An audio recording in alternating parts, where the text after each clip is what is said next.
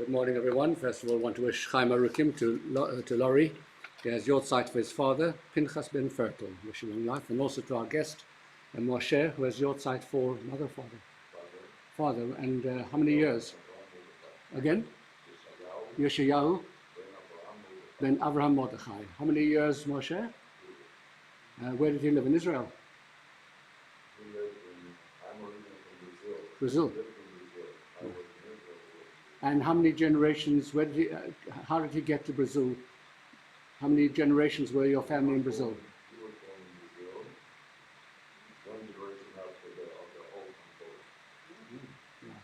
Amazing. Okay. And you made Aliyah how long ago?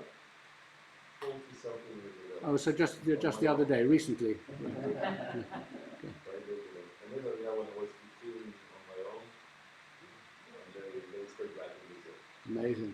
Yeah. And Laurie, how many years now since your father? 11 years. Goodness me. Yeah. Okay. Good memories. Pardon? L'chaim downstairs. Thank you. More Hamantashen. There can never be enough Hamantashen. Yeah. It's just that after you've eaten enough Hamantashen, you know how to know. You know when you know you've eaten too many Hamantashen. It's when you begin to feel three-cornered. And so we are finishing the Mishnah that was taught by Rabbi Elazar of Ish Bar Tota. It was the Mishnah 8 in the 3rd chapter of Pirkei Avot, and he was the one who said to us, look, he said, when you want to give something to God, he said, don't feel so proud of yourself, you're giving such a big gift to God. Actually, he owns you and he owns your money, so no big deal that you're giving back what actually doesn't belong to you. And that leads us, therefore, to a certain kind of attitude when we have to give tzedakah. And here are a number of pointers. The first is that possession of money is something which is very tenuous, because as everybody knows, you can lose your money in a business deal, you can lose your money, can be stolen from you, you can make a bad investment, all kinds of stuff can happen. You might have to use it suddenly for unforeseen circumstances, things which go bang in the night in our lives, etc. So you may as well give it away to a good cause.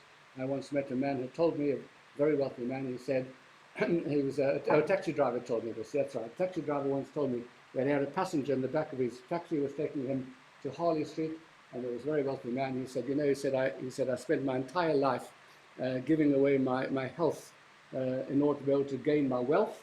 He says, now I'm giving away my wealth in order to be able to regain my health. Yeah. And that's what sometimes happens. So give it away. That's the first point. The second is that whatever ownership you do exercise of your money, it's entirely by the grace of God. You did such a big thing that you suddenly became so rich. If you become rich, it's because the Almighty wants you to be rich in order to be able to do good things with your money. And the next point is that nobody can live exclusively on capital. You always need to have income to replenish the capital. The Almighty has given us capital. We need continuous income from Him, more and more giving. So in other words, we have to do something to be able to earn the income on our capital. And the way we do that is actually by giving it away. And finally, since the Almighty owns both the individual and the individual's possessions, we have to give an accounting to Him at the end of days for the manner in which we have handled our affairs and our share in His estate. And that is one of the first questions which is asked of a person at the end of days when you come before the Almighty. Did you deal honestly in business? Did you give charity, etc.?